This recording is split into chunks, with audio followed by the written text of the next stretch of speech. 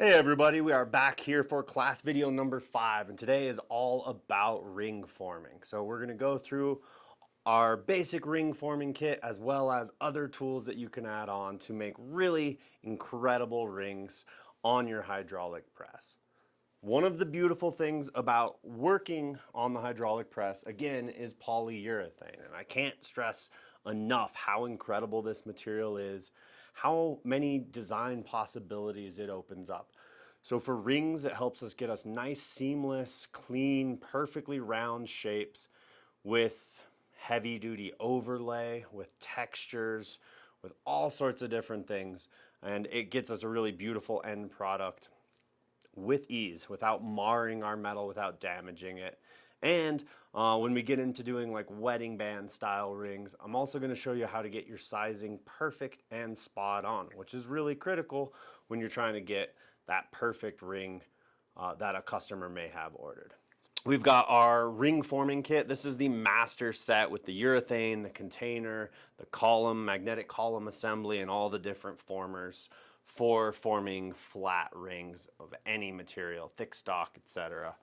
And then we've got one of my personal favorites, our newly redesigned anti-clastic split ring forming kit. So this is going to help us form really amazing, beautiful sort of anti-clastic fashion rings. And last but not least, we have our Synclastic ring forming kit for doing really fun Bombay style rings.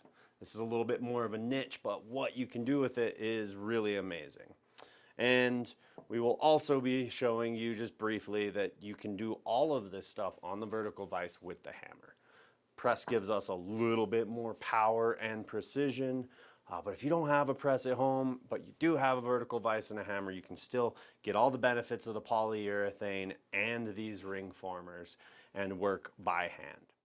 First and foremost, just working with flat Damascus steel, we were able to form up this engagement ring band. Likewise, here's an 18 karat gold, thick, nice, chunky Euro style shank, and this was all formed up on the flat ring forming kit, the black diamond. Here we have a highly texturized ring, and this is actually a special die I created with a bristlecone pine bark as a pattern. But the beauty of this is this was die struck flat and then formed up, and the polyurethane didn't damage it at all. So this was done in rose gold. And here is a guilloche engraved brass ring. This is just a fun little sample, but really fine, highly detailed texture, captures the light nicely, and the urethane doesn't damage that at all. So moving on to our anti-clastic ring forming kit. This same ring blank, same design, but done with the anti-clastic shape.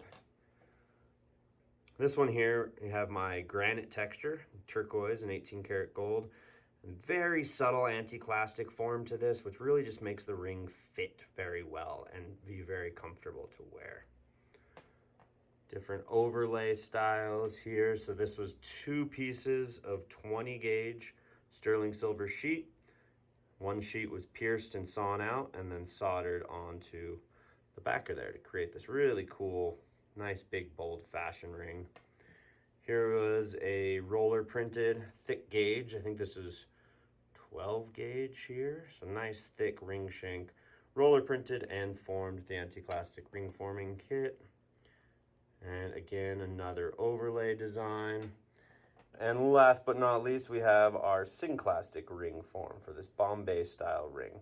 So this was a hollow form ring done in, I believe, 18 or 20 gauge brass, and it has a flat liner that was formed on the flat ring forming kit, and then using the Synclastic ring former, the outside was given this nice, big, bold Bombay style shape. So a lot of potential for this. This just has a nice little star set diamond, but a lot of fun design potentials with this style ring.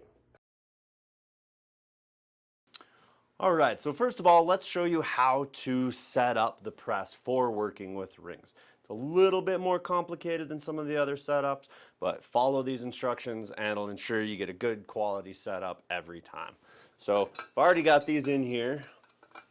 Go ahead, pull my column assembly out. So this is going to screw into the top, single bolt, keeps it centered, nice and strong.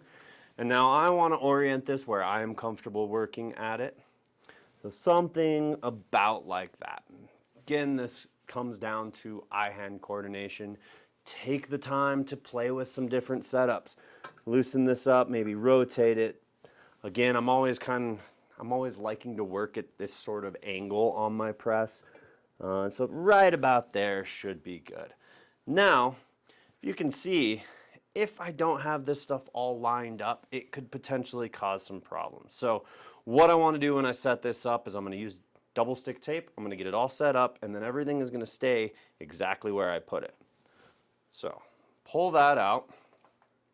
I'm going to take my arbor, pop that in there, and then for me, I like to use this aluminum spacer block. It's a 3-inch spacer because it gives me more room for my hand to fit in the press, and that really makes my life easier. So what I'm going to do is I'm going to put a little bit of double stick tape here. Oops, I already got some on there. Put a little double stick tape on the aluminum. That's going to go like that. And you don't need much double stick tape. So just a little bit of double stick tape there. And now I removed my polyurethane from there so that I can line this up, and the little divot in the container lines up with the arbor pin in there.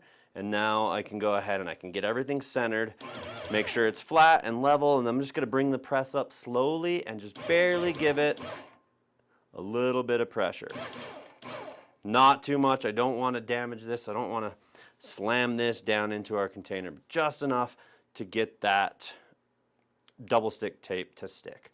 So now I can take my arbor off, put my urethane back in there, and now we are ready to go ahead and form rings. Let me grab some material and we'll start bending.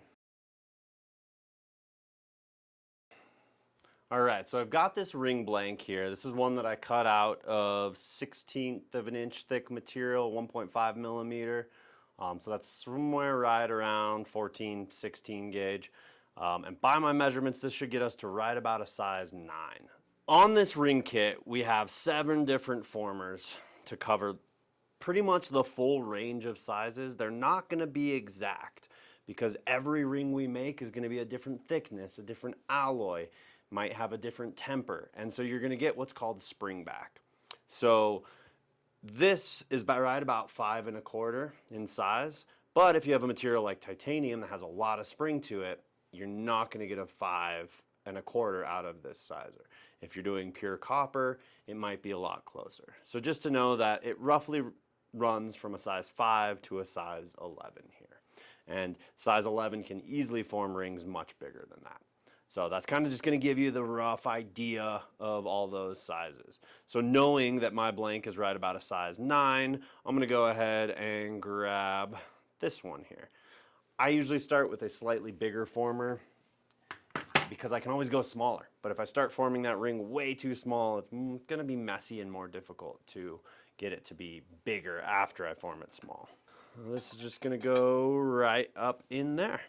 So when I am forming a ring, I want to start at one end and form a little bit, and then I'm going to flip it over, start at the other end, and form that all together. And you'll see here as I'm doing it, what's really critical is I want to bring that ring together into a nice, perfect shape without any twist, without any funkiness. So I'm always kind of looking at where that piece is coming together. That's my critical point of what I'm looking for forming. So we got this all set up. We've got our ring sizer. We've got our ring blank. This has already been deburred, cleaned up, kind of given a satin finish because we're pretty much going to be done with it after we form it. So let's go ahead and start at one end. Now I want to make sure that I'm feeding my ring blank straight in, square to this former, so that I'm not developing any twist to it. So it's really critical that I watch as I do this, and if I'm forming, it should be all lined up with these vertical lines here, and it should be forming it nice and straight. And again, always hold your piece up against the die. That's the best spot. And I don't need a ton of force here. This could be pretty easy to form, just like that. Now, take a look at it and see what it's looking like. Pretty good. Is it? Yeah, it looks pretty good. It looks flat. There's not any twist to it. So now I want to flip it over and start at this other end. Make sure it's all square and straight. Start right at the end. And just give it a little gentle pressure. I'm going to adjust it just a hair and form. And now I'm just going to go all the way through, bringing this piece together.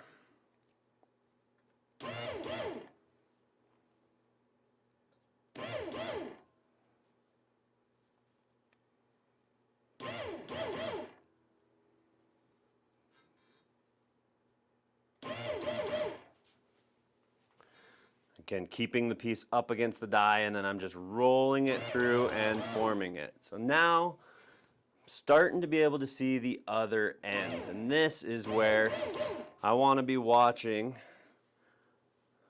this and make sure they're coming together and meeting perfectly. Now, if I notice they're starting to twist, I can twist my ring a little bit and form it again.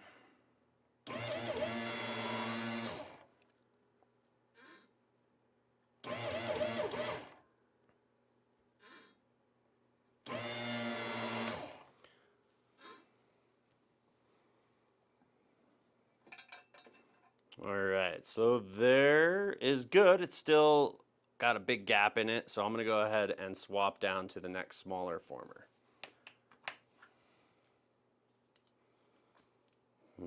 Put that all together, get that in here. And again, I want to start at those two ends, get those formed up nicely. And I usually just pull this out, spin it around 180, because I always want to be able to see that gap. Cool. So I got the two ends formed, and now just going to run through this and tighten up this ring.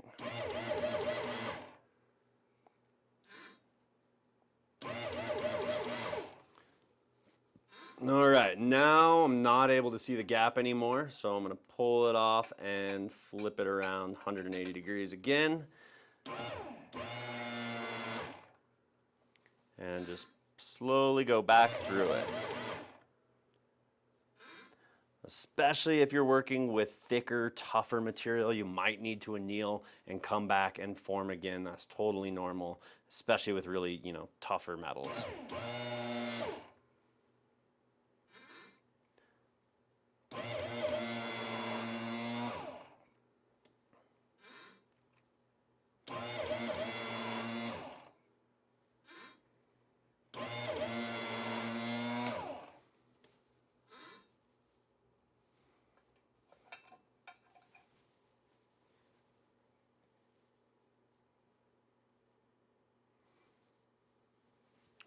All right, and so just like that, we've got ourselves this really nice finished fashion ring. Essentially, it's got nice finished ends here. And so this is one way to make a fun little easy, more affordable fashion ring, is leave a gap in the back. It gives me a slight bit of adjustability, but it also just makes it nice and fast and easy to create. So that's, one quick way to form a ring. So we're gonna go ahead, we're gonna jump into the anti-clastic now and do a similar fashion ring with the anti-clastic shape. And then we'll come back and do a little bit more complicated pieces. Okay, so anti-clastic ring formers. I've got a titanium ring blank here. This is really a typical style. I did a ton of 18 gauge titanium and able to anodize them, do all my engraving, finishing, anodizing first, form it up and be done with it. Titanium can't be soldered, it can be welded, but it doesn't make a very good closed ring form, so I purposefully left these nice rounded ends, left them open and made these great little fashion rings for, they retailed originally 15 years ago for $90.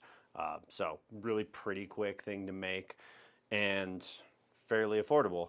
Now, what we've got here on our anti-clastic ring kit is, if you look at it, we have 3 different diameters, and these run roughly size 5, 7, and 9. With these 3 diameters, we can really make anywhere from like a size 4 up to maybe an 11 or a 12 with the anti-clastic ring forming. With the shape, and there's a little bit of tweaking. This gives us the overall form, and then we can get our final finish size dialed in after we get that initial form. And then if you're looking at it this way, we've got 2 different radii. Nice big broad gentle radius, and you can form a ring on these almost up to about an inch wide, so probably around 7/8 of an inch wide. This here is more of like a 1/2 inch wide ring at max, but it's got a much tighter radius, and so that gives us the ability, yeah, to really have a narrower ring but still have that really bold anti-clastic shape. So now this is called the anti-clastic split ring formers. Why are they a split ring? Well, if you form a full ring on this shape and the ends are touching perfectly, you won't be able to get that ring off. So these are very nicely precision machined so that they're tight in here, there's no gap, but we can still pull everything apart at the end of the day and get our finished ring off of it. So get our arbor. This is going to go through here and there, and that pops up into there. Now, same principles, we're just going to start at one end, form 2 or 3 pressings in, and then flip to the other side and bring it all together.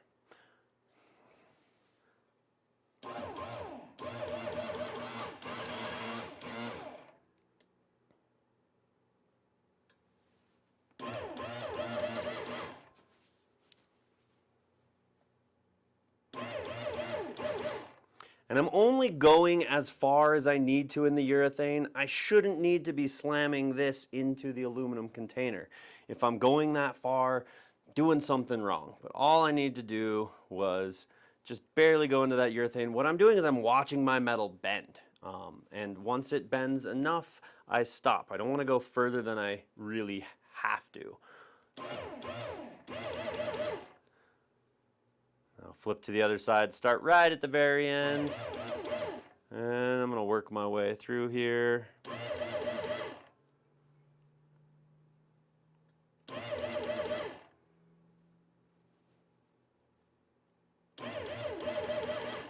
And just little by little, tiny steps.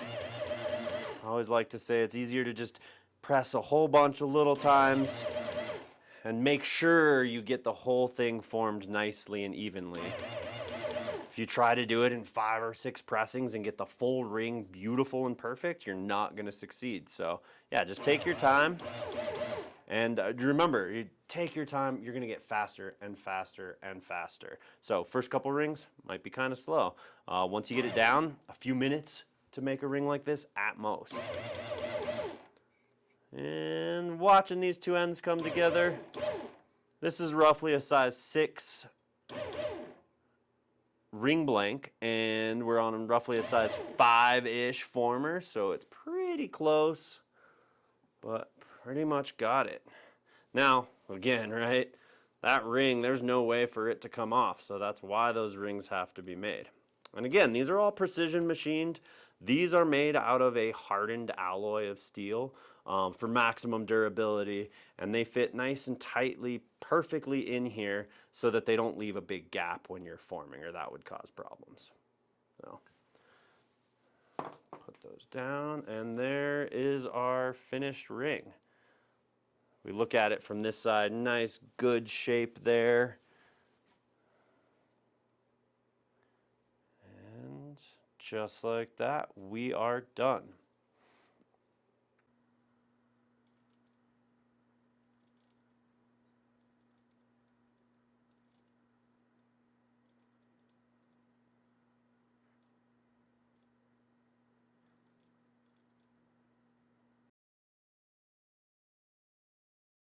Okay, so we're at the whiteboard, and what we have here is our ring. And this is going to be the inside diameter. It's the inside measurement of the ring. This is our critical measurement and is what is most important for the actual fit of the wedding ring.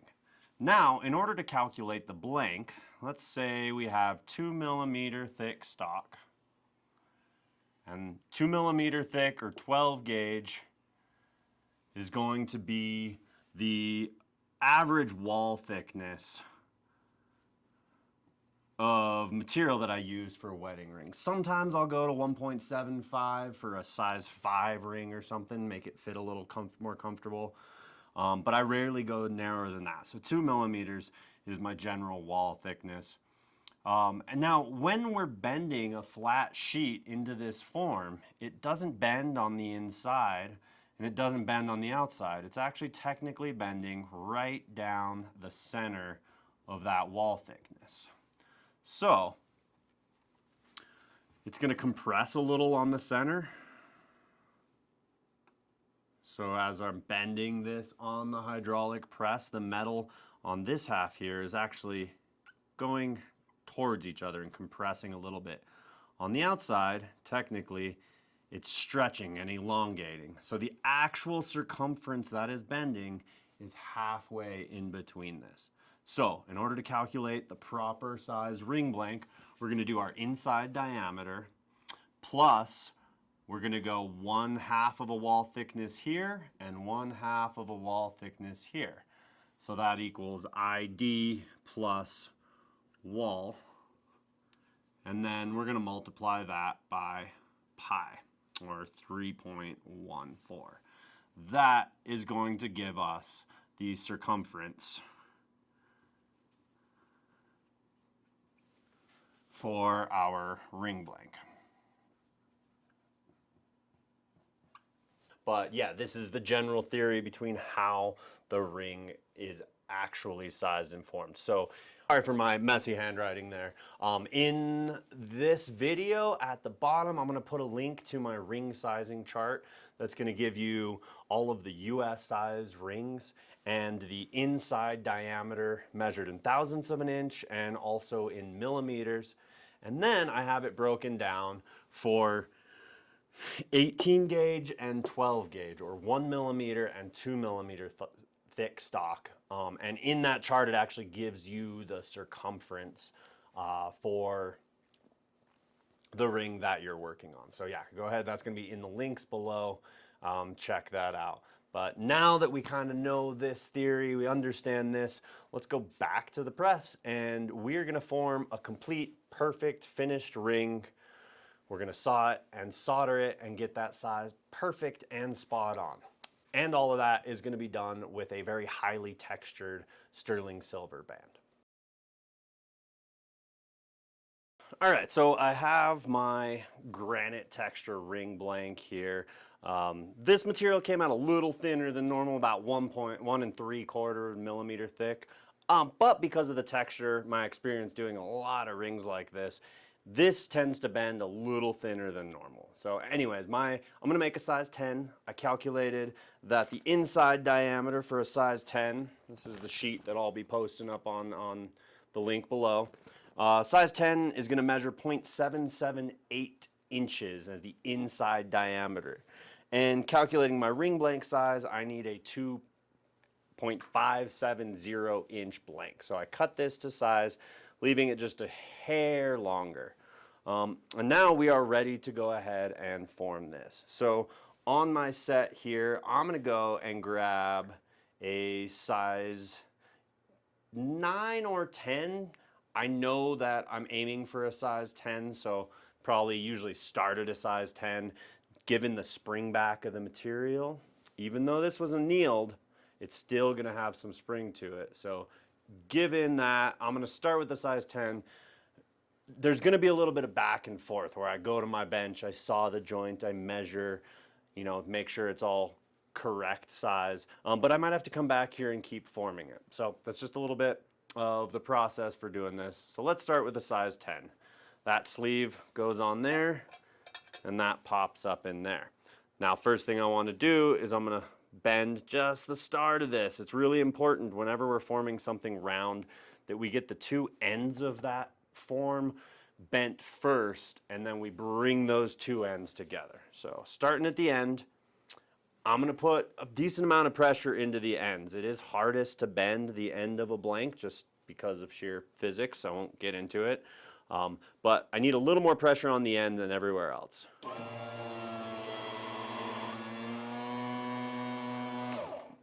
Now, if you notice, this is up, I can see my ring blank here, and it is nicely lined up with my column. So I know that I'm forming it nice and straight without any twist here. Looks pretty good. I might give it just a little bit extra on one end, just to make sure it's all good. Now, keeping that ring blank up against the die, I roll it through and form again. It's still nice and square and straight and parallel with this column. So that done just like that, nice and easy. Flip to the other side.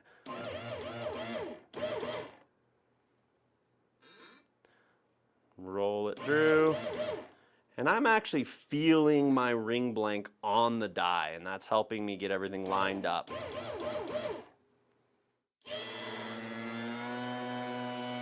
Now I can see it has a hair of a twist here, no big deal.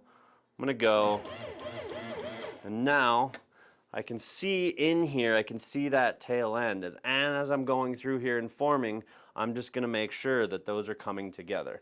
So like as the ring blanks come together, if I bend it and it's doing that, those two ends starting to go different directions, I'm gonna stop, twist my piece, just rotate it slightly in the press here, and then press again. But I always want to be watching, making sure my two ends of my ring are coming together to meet nicely.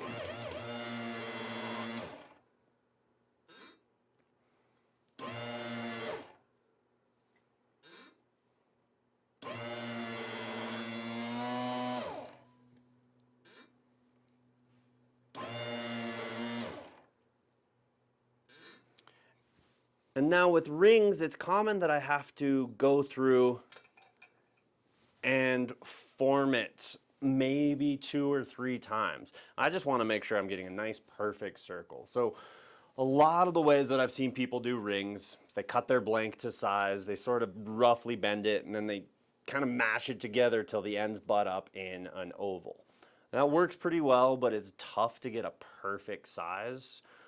So I always form my ring in a perfect circle. Now I can measure this and I can get that size really perfect.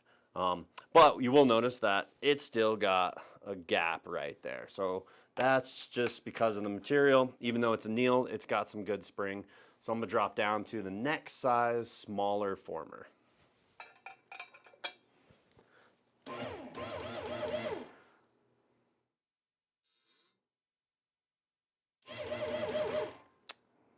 Get that end. Do a couple more.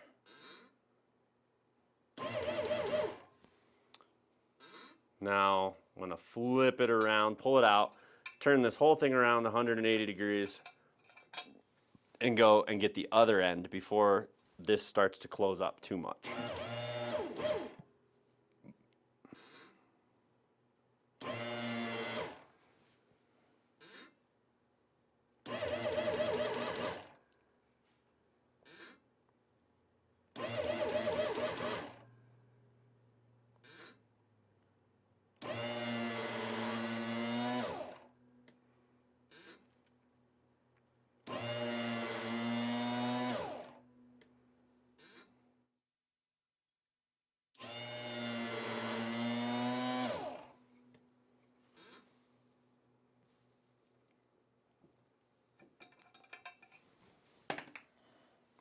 All right, pretty close, bringing it together. Let's go ahead and give this a measure. I'm gonna squeeze it closed, and we're at 778. Size 10 is right there. So I think we should be, maybe it's slightly oval, and that's just part of the process. I'm gonna drop down just a hair, just to the size 8, just to snug it up tight.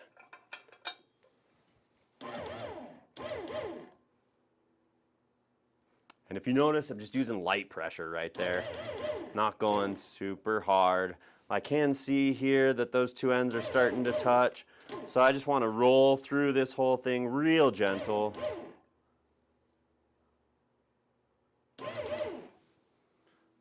Now, I can't see the gap anymore, so I'm going to flip this and start from the other end. If I can't see the gap where that ring meets, I really can't control what I'm doing. So that's the most critical part.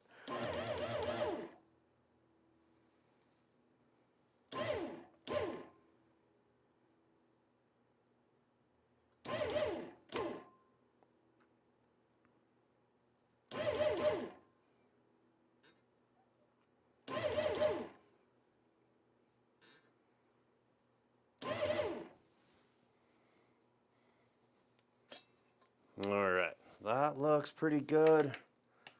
Nice and tight, round. If I pull a measurement on it, it is a little bit oval, but that's good. We still, now to get a perfectly seamless ring, we're gonna go and we're gonna saw this joint. We're gonna use some Delrin ring forming pliers to just gently manipulate this. I don't wanna mess up my granite texture, but if I'm gentle with these pliers, I can get this perfectly round, perfectly to size. I might have to saw this joint a few times to get it really perfect, and then we can solder, do our finishing and clean up, and by the time I'm done, we'll have a perfectly sized ring, and it's totally seamless, even with this texture. So, let's go to the bench. Very close to finished size. I'm gonna take these are Delrin pliers, and these work pretty well just to get that final little bit of tension there. I don't want a ton of tension on this joint, but I do want it to be nice and snug and have just a hair of tension, and I want everything measuring up well. So now this joint isn't a perfect, super nice, tight joint. We're gonna go ahead and saw through that now and get that all dialed in, so then we can go ahead and solder. All right, so I've got my saw blade set up. This is a size 0, 2-aught. Those are kind of the ones I like to do this. And I'm gonna set this up. I wanna set my ring kind of towards the back of the notch in my bench pin, so that when I saw through this, my blade hits that and doesn't hit my fingers. So I'm gonna start right here. I like to saw it just like this. Use my fingernail usually to kind of get it started in that joint. And I'm gonna saw right down the center of that joint, getting myself a nice and good clean joint that I can go ahead and solder.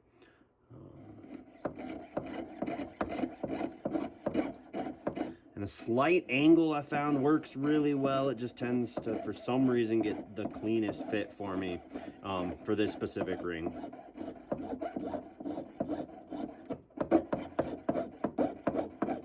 And straighten up right at the end, and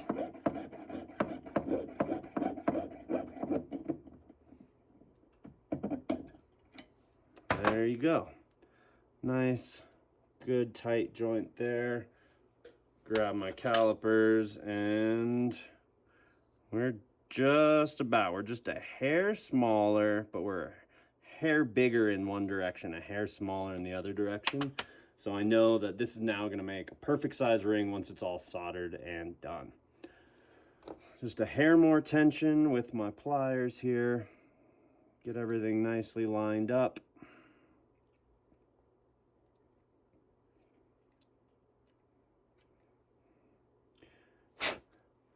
Now for heavily textured rings like this, hand engraved rings or even overlay, sometimes this solder is going to flow, and I don't want it flowing all throughout my really nice, beautiful texture. So that is where I use good old whiteout. I'm going to paint this on the joint. I don't want to paint this down in the joint, but I'm going to get right up to it.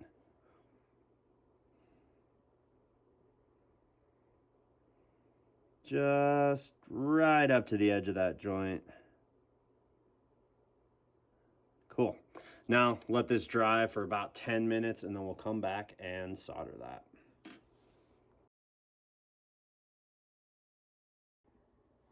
Okay, I've got my soldering station all set up and my ring all set up here. I have my soldering vent off right now so you guys can hear me. But we're gonna go ahead, we're gonna slightly heat this up, and I use this like ceramic coating and stop ox, also called fire scoff. This is what I found to be the best. And we're gonna use a hard solder here. Oops.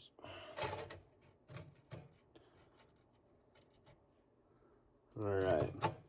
And we've got a little bit of solder here.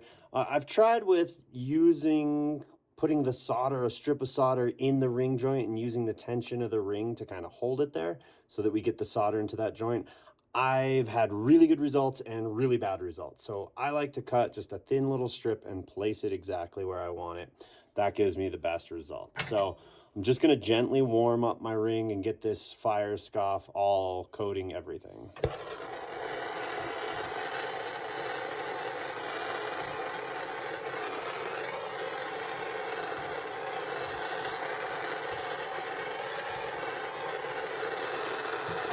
All right, that's all nicely coated there.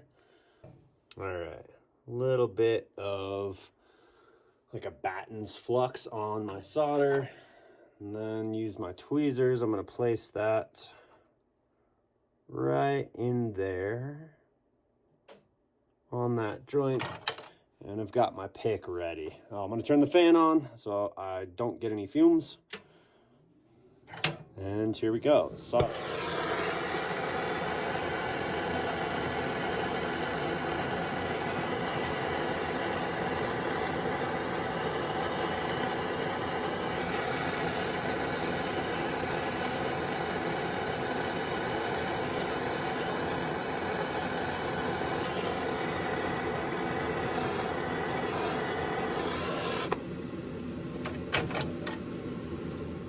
All right, that flowed nicely in there. Looks good, so we're gonna go ahead and quench. All right, here's the finished ring straight out of the pickle. Just gonna do a little clean up, a little sanding on the edges, give it a nice comfort fit inside, and then a little final brushing and finishing, and we'll be done.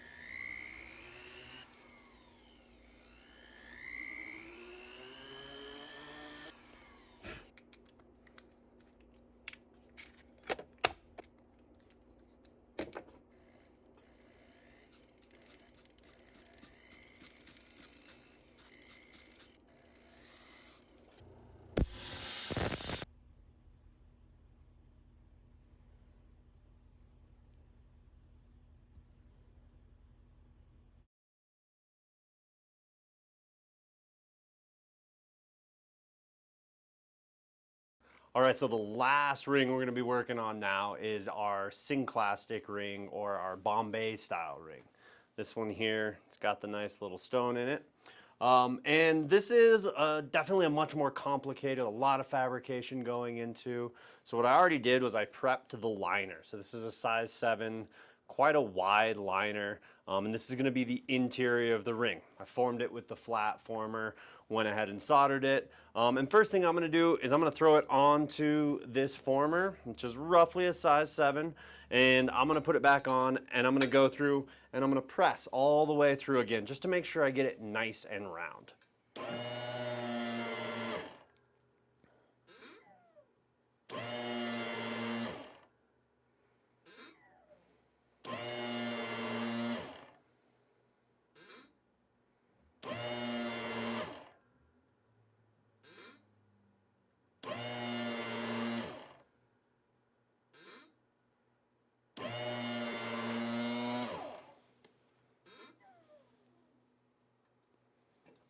All right, so our liner is looking perfectly round and good. And so now this is it's a wide ring, but it is a size 7, so I got that all dialed in.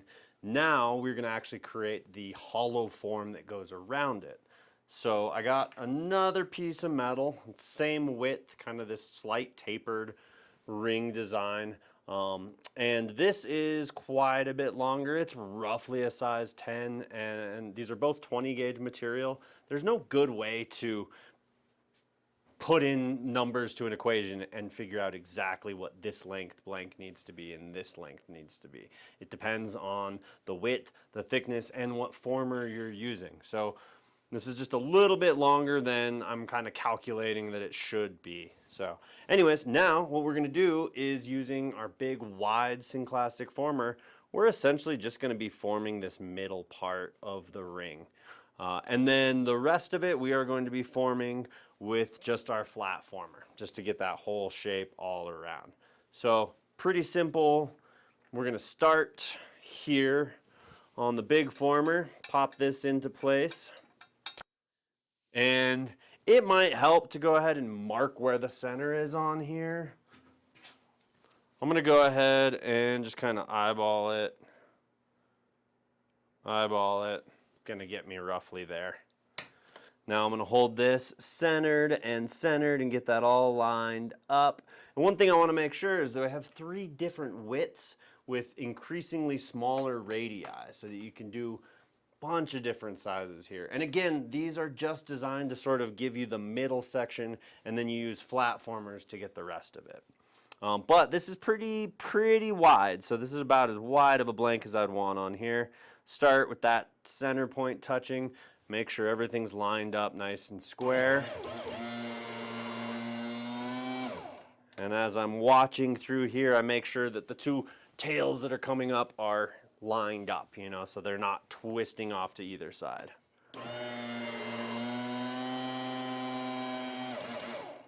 And I give this a good amount of force, and then I'm going to roll it through a little bit.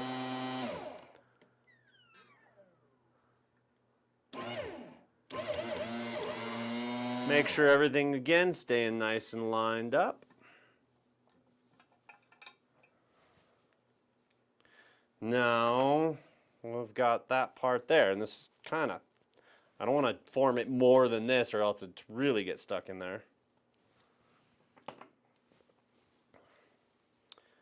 Now, you can kind of see here, that is just the start of it. So I'm going to go ahead and switch to, I'm going to say our size 8. Again, I always go with a little bit bigger ring sizer to start because I can always step my way down.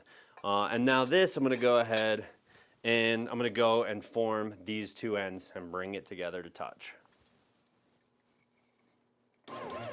If you'll notice, I like to work from essentially with the bulk of the ring on that side because I'm always watching this gap. To me, that's the most important critical part. In this case though, I don't want to form too much towards the center with the flat former, so I can always duck around and look at it from this other side. But usually I'm focusing on the gap of the ring.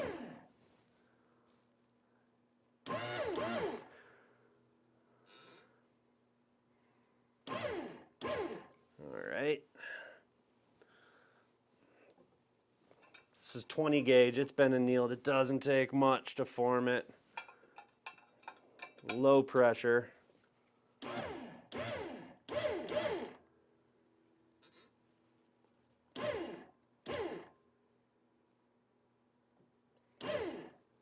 You notice, so I'm using the electric press. I still got good finesse. I'm just barely kind of tapping that and bringing it up to form it.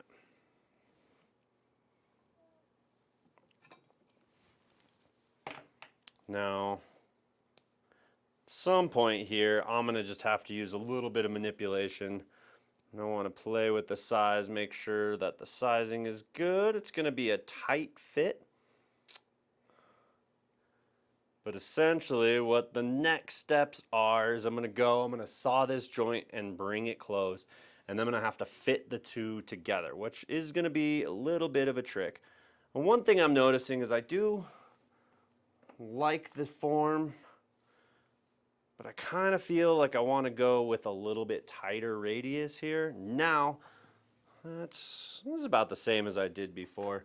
The problem is I can't go down to this next smaller one because I've already closed this up. So I think this is going to be good. We're going to finish this out for now, but it's always good to do a rough prototype in brass, which is what I did here, and then come back and do it in silver or gold. So again, especially with this, there's a lot of fabrication involved. It's a little bit fussier to work on. But I'm going to go ahead and get this closed up and soldered, and then we'll do the fitting. All right, again, these little pliers just gently use, kind of get my final manipulation. Get that joint nice and tight. Now, we'll go ahead and give that another saw here.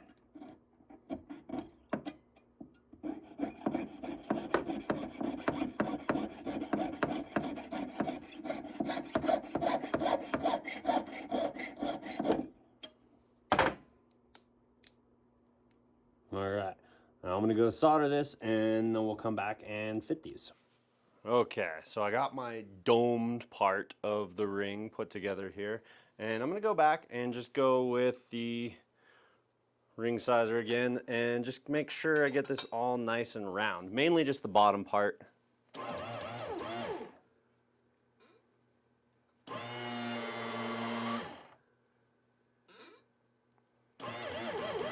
Again, making sure that I'm not forming this top part, but him getting that bottom part just to round this out, which is going to make fitting easier. Pretty close there. Now that's looking pretty round, and I can go ahead and take this and fit the liner. All right, so I've got these two pieces all done, formed, and rounded out as nicely as possible. Now, at this point, it should be a very tight fit to the point where there's not really gonna go together, and that's okay. This is gonna give me the time to go ahead and file the inside of the outer part and to get nice, perfect fit that I can solder these together. See a little flat spot here. So I'm gonna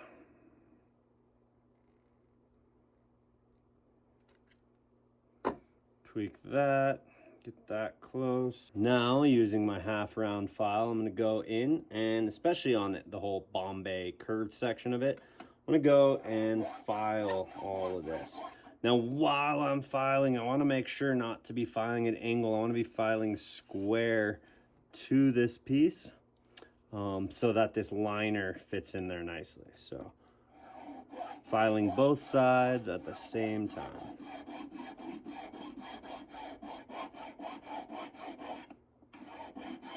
I'm going to test this, and it's getting pretty close there.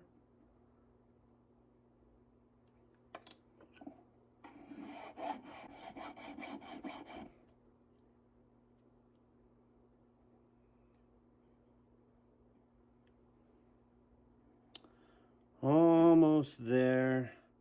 Now before, oh, we got it.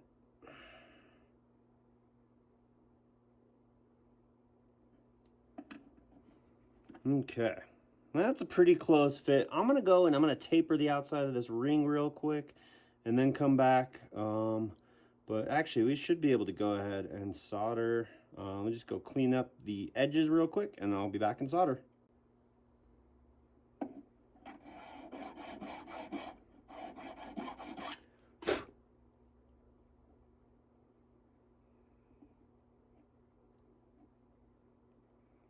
All right, so I sanded the edges, gave it a little bit more of a taper back here, and this should just press together nice and tight. I don't really want any gaps at all. There's a little bit of a gap on this one side, not a big deal. I'm going to show you the next step to getting that nice tight fit, but essentially we've got that all pretty well worked up. Okay, so I've got this put together. There's a little bit of gaps on here, so I want to get this nice and tight. And there's a couple ways I can do this. The easiest way is to use hand daps. I don't have any handy, so I have one of my press daps, and place that in here. Grab my brass mallet and just gently tap. And that's just gonna flare that liner out in there and get this nice and tight.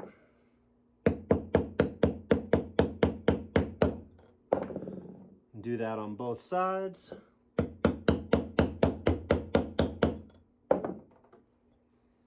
And now we should be ready to solder.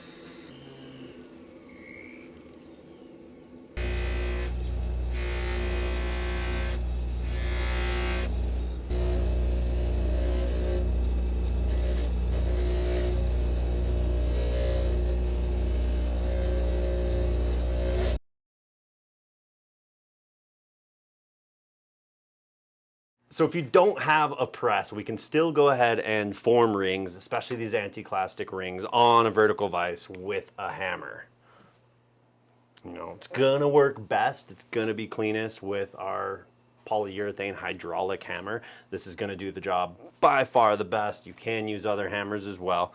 But let me go ahead and show you how this all works. We have our vertical vise adapter. So this is hexagonal stock so that it fits in here. And on the vertical vise, there's these little slots so that keys in there. And that way it's now holding it up and down and also horizontally, which really gives us the optimal working conditions here. So, and these are shoulder bolts that just use a little 1/4 inch wrench, whether from your press or just wherever, a little 1/4 inch hex key to loosen and tighten those. So this goes in the vertical vise. As short as possible is going to be best. It's going to give you the most rigid setup. If you notice, my vertical vise is bolted to a heavy duty stump. That makes this really rigid. So tighten that up a little bit. I can hammer, I can wail on this and there's no movement. That means that all of my energy I'm putting into my workpiece is making metal move here, not my setup. Again, I want my ring to move. I don't want my vertical vise and my bench to be bouncing. So this is optimal setup for forming rings with the vertical vise. If you don't have a stump or something, I would bolt mine to my bench right over the leg of my bench. So anyways, just a little bit about optimizing your vertical vise. So I've got a size 7 blank, and this is 18 gauge brass. It has been annealed, and I believe I have my wide anti-clastic former already set to go, and this is a size 7. While this is a size 8 ring. Because of spring back and forming by hand, I like to go with the slightly smaller former rather than the slightly bigger former. And again, the other option I would have would be a size 9 former, but I know this is going to get me there closer. So that tightens up there, that tightens up there, and now I'm ready to form. So again, this is where we use the cross peen side of our hammer, because as I hit, it's going to hit down in the center of the anti-clastic shape and flow out, and that's going to form it best. So a lot of the same principles apply here. I want this to be square and lined up, centered in the center of the die. And I'm not being gentle with the hammer. The beauty of the urethane is it's not going to harm my metal, but the harder I hit, the more effective it is, the more it kind of flows out and forms that piece. And you can see, just like that, beautiful, nice, clean form. So again, I get just a little bit on one end, and oftentimes when I'm forming by hand, I'm going to hammer on the end and then I'm going to roll back through. So hammer and then roll back through.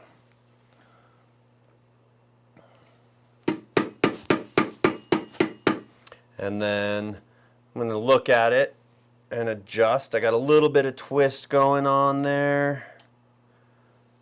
So I'm just going to adjust that and roll back through hammering. And I'm generally hammering in the center and going out a little bit as needed.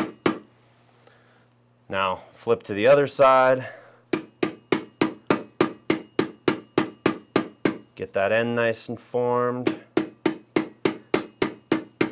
And this is where it gets fun, because I'm getting closer and closer. There's less metal for me to hold on to. And this is where I start hammering my fingers. So I try to get it to a point like this, where then I can pinch it gently.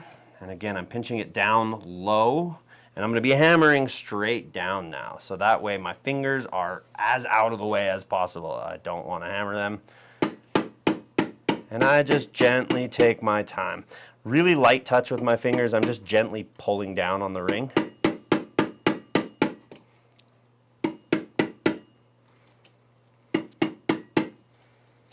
Kind of rolling through it now.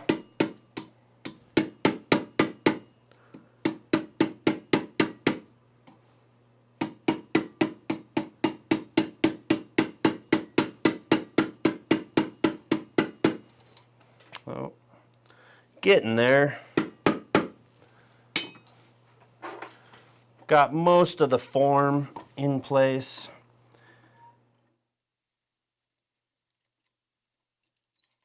Now I can take that all apart. And this ring is getting really close. I'm able to manipulate it by hand, or I can also use my like ring forming pliers. A lot of times I will just do this, and I'll just kind of hammer around. My anti-clastic shape is there, and unless I really tweak it, it's going to stay. So just doing this, I can go around and I can tighten up that form. Oh. Now, if you look at the inside of the ring, the one thing you'll notice is you are going to get a little bit more of like polishing or marring when doing this by hand versus when doing it in the press. This will clean up nice and easily just with some kind of inside ring buff or some kind of sanding buff, and we're done.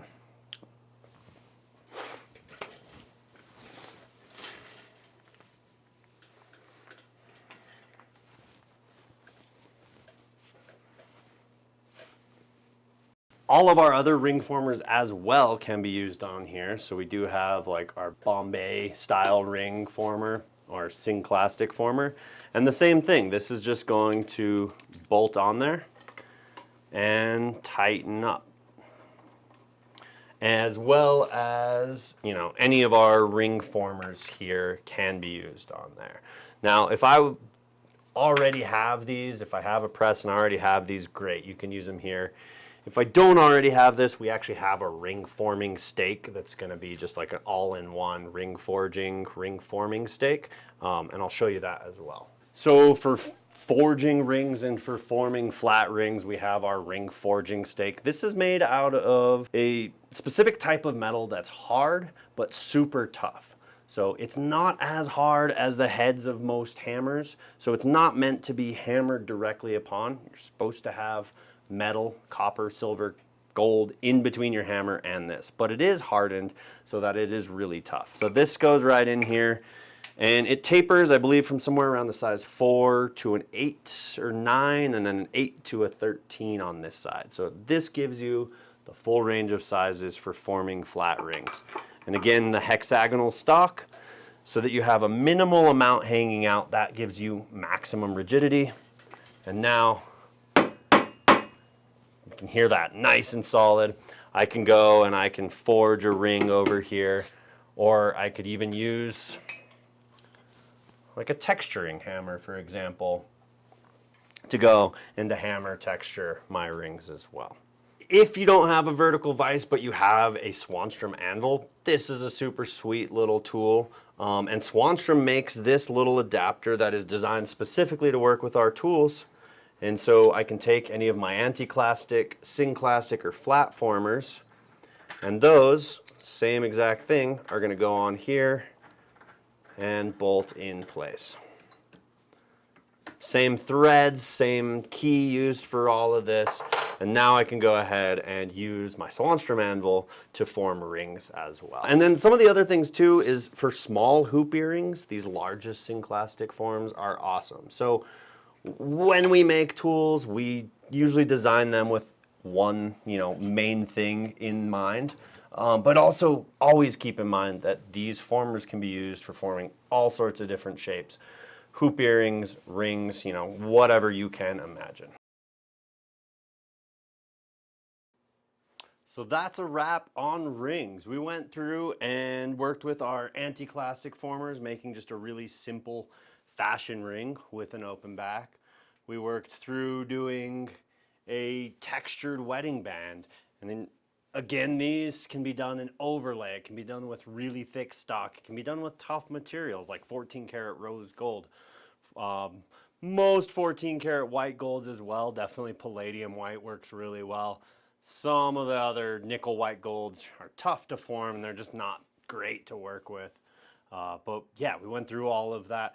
Now you can take these techniques, this sort of core knowledge, And using these kits with the polyurethane, I mean, you can continue to make rings forever with all sorts of different amazing things. Overlay, complex stuff. And because of that polyurethane, you're not going to damage the ring. So whether it's textured or hand engraved flat and then formed up, you can do all of this with ease. And then last but not least was our Bombay style ring. Took a little bit more fabrication work, and then after it was all done, I went and kind of shaped it and sculpted it.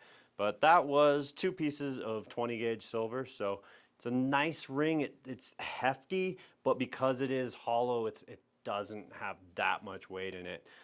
If you're really good at fabricating, you could do this even thinner. The thicker metal's a little easier to work with. It gave me a lot of room to sculpt and to work with it there. But yeah, definitely if you're working with gold and you want to save some money and do an amazing ring like this in 22 gauge, maybe even 24 gauge, you definitely can. So I'm going to take this ring and I'm going to go ahead and do some engraving and stone setting on it and actually wrap this piece up and make a finished product for me to sell. But yeah, definitely take the time to play with these ring formers. Get your setup dialed in and play with it. Figure out what's comfortable, how you like to work. And it's awesome. I've been making rings for 15 years now, and it's been the bulk of my work, and it's been the bulk of, before I owned Bonny Doon, it was how I made most of my money. A lot of it, honestly, was just little $100 rings. But of course, engagement rings and wedding bands was, kind of my bread and butter for a real long time. So, anyways, thank you guys all for watching. We put a ton of time and energy into this. I've been shooting this video over the weekend. It's currently 7 p.m. on a Monday as I'm wrapping this up. So you can like and subscribe if you want, but really what I'm asking for you all to do is go tell a friend, tell people. We're trying to get all this info out there just to really help you make beautiful things. If you've got a press, we want to make sure that you're making the most of it. It's an investment, but it's so worth it. What you can do with it is absolutely incredible. And it's a tool that you can buy, that you can keep adding parts onto, and you can keep developing your skills. You can keep developing the techniques forever and ever and ever. Again, I've been doing this for 15 years. I literally grew up around the presses, and I'm still super excited about working with them and always looking at, like the new cool next thing I can do with just these ring forming tools. So anyways, yeah, please share this video, tell a friend, and also share in the comments, questions, suggestions, anything like that, and send us photos of your finished work or questions about, hey, having an issue here, having an issue there. So thank you all. Have a great day, and we'll be back with bracelet forming next.